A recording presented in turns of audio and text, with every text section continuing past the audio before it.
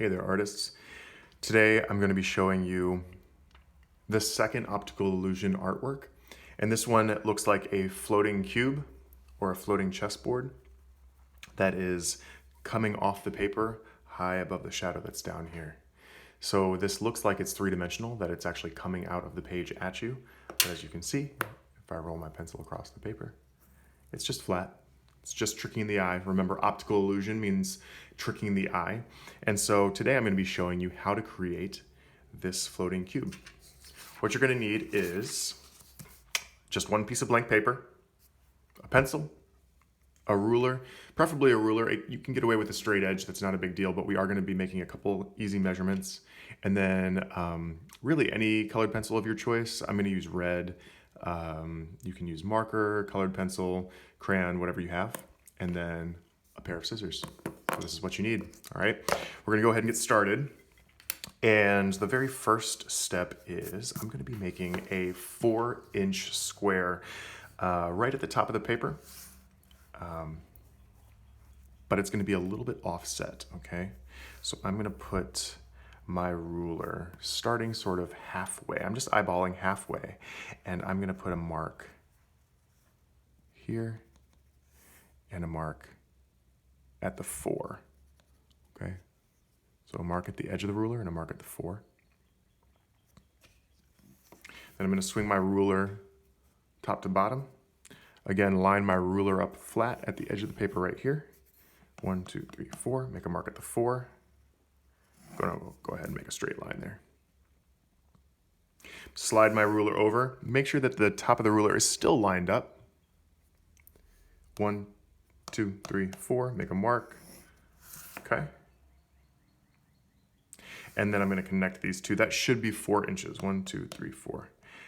I'm a little bit silly because I have not been marking the inches. 1, 2, 3, 4, and I should have been doing that. So please, if you didn't already, go ahead and mark a mark at each of the inch lines. 1, 2, 3, 4. This is going to allow us to make our chessboard by connecting the top and the bottom lines, okay? So there's gonna be 3 lines on the inside going vertically.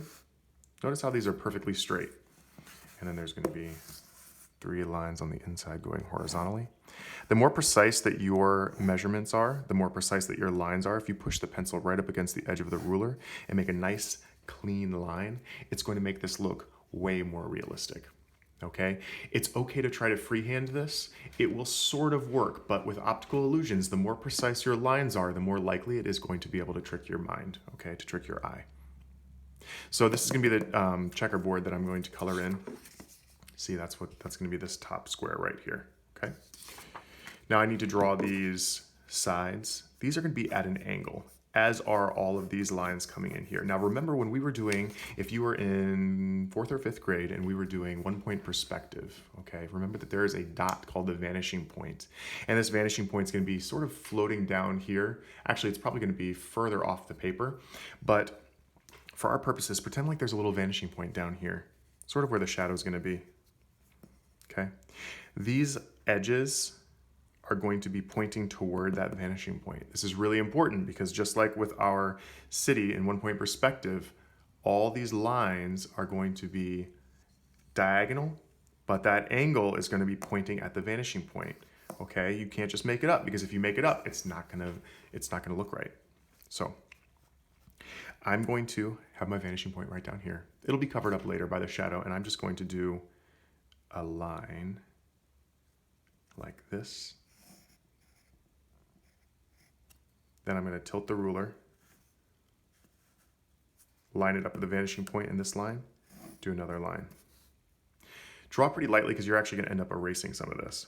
Tilt it again, go from here to here, tilt it again, tilt it again. See how my angle keeps changing? It always stays put right here, anchored right here, and then it rotates like this. Okay, I'm gonna keep going over here, same thing. Keep going.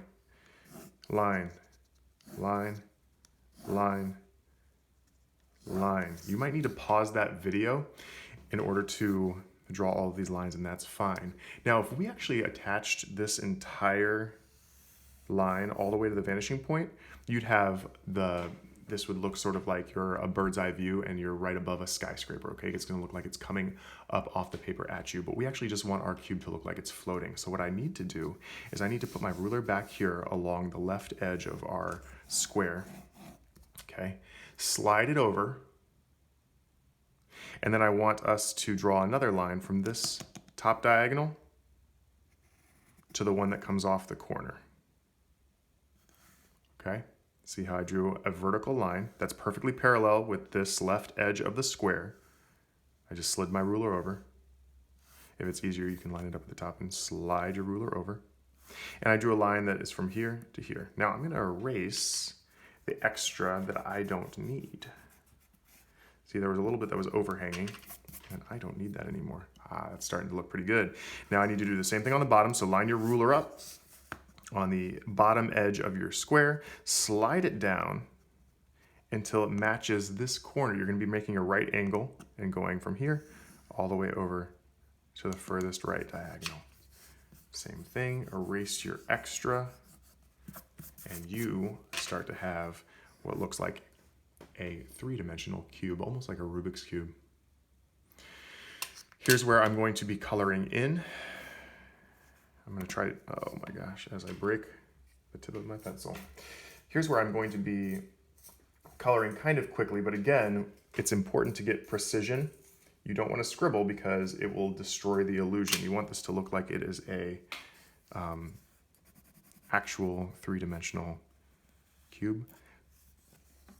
This is super embarrassing when your colored pencil keeps breaking during the demo. We're just gonna roll with it. I've got one backup colored red pencil if this one breaks again. Ready? Third time's a charm. Here we go. Okay, so I am coloring this left side nice and dark. I've noticed that with colored pencils, I'm using a brand called Prismacolor, but with Crayola colored pencils, Prismacolor colored pencils, really any brand, they have a wax base to them, which is why that they feel a little bit shiny and smooth when you press really hard. So the harder you press with colored pencil, the darker it's gonna be, the more it's gonna look like marker. And that's kind of a nice effect. You don't have to press as hard as you can. First of all, you're gonna break your pencil like me. But the more you press, the less of the paper you're gonna see. And sometimes that's a really nice effect when you are coloring in your artwork. Now, since I've done the side here, I wanna make sure that I am coloring in the correct squares up top. So remember, you're gonna leave every other one white. So I've done this one red, I wanna leave this white, I'm gonna do this one red, leave that white. White, red, white, red, red, white, red, white, white, red, white, red. The reason I'm putting X's in there is just so that I don't lose track of what I'm doing. Color these in pretty quickly for you. Now, like I said, you can use marker or colored pencil. We're actually gonna end up shading on top of what we color, just a little bit on the sides. We're gonna leave the top unshaded because this is the part where the light is hitting it, okay? But on the sides, we need to add shading on top of our coloring. As artists, when we're trying to create optical illusions and trick the viewer, we often have to color because a lot of things in real life are colored, are colorful. And then we also have to shade. Shading feels like coloring, but it's actually achieving something completely different, right? Coloring is just adding pigment to something. If I'm wearing a red shirt, my shirt is red, but it still has bright spots and dark spots, highlights and shadows.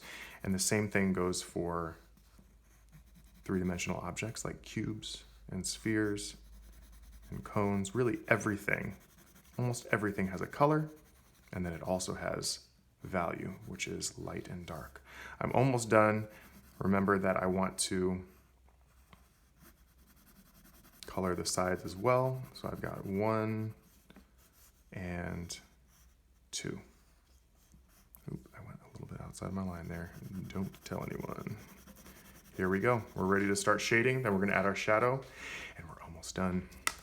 There's one final secret step that creates the illusion. So now I wanna take my regular pencil again,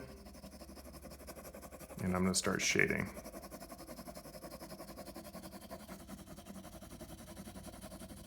Now I'm going to get a little bit of a darker gray, probably the same type of pencil that you're using. And I'm going to sort of outline the edge, the top, bottom, and side edge of my cube. Okay. And I'm actually going to shade a little bit dark at the sort of this top edge right here, and then lighten up as I go down towards the bottom. You know, some objects, when light hits them, they do kind of funny things with shading. So I'm going to do the same thing over here. A little bit dark at this top edge, and then lighten it up as it goes towards the bottom. Now here's the thing. Do you notice that when I'm shading, I'm either going this way or I'm going this way? Okay, so I want you to either follow lines that are going in this diagonal direction or in this horizontal direction. That attention to detail is going to make this illusion look even better. Okay. Now I like how this looks. I'm going to use my finger or a piece of napkin or tissue paper to smooth that out just a little bit. Awesome. And then down here, in order to cover up that vanishing point that we put, so it's almost down here along the bottom edge or in the bottom corner, I'm just going to freehand, you could use your ruler if you want, a little square. And I'm going to shade it in pretty dark. I'm going to go this way. And I'm going to go this way.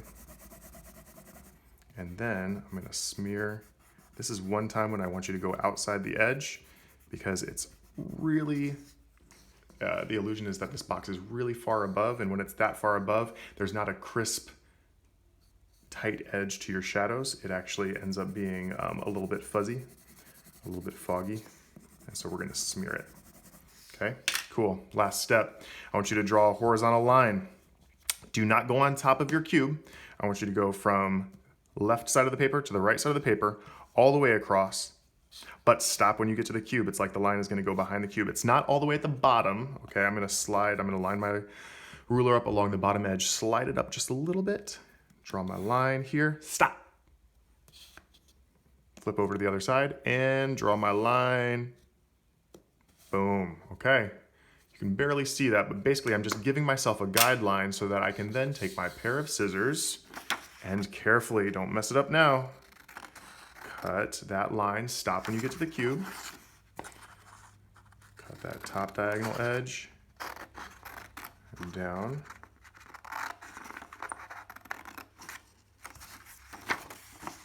Okay. I think you can already start to see where this is going. I'm going to cut along this edge, this edge. All right, look at that. We have ourselves an optical illusion of a three-dimensional floating cube chessboard. Hopefully you had fun making this. And if you are able to do the project, feel free to share it with me via email or with your teachers on Seesaw. And I'm excited to see what you come up with. Thanks for joining me.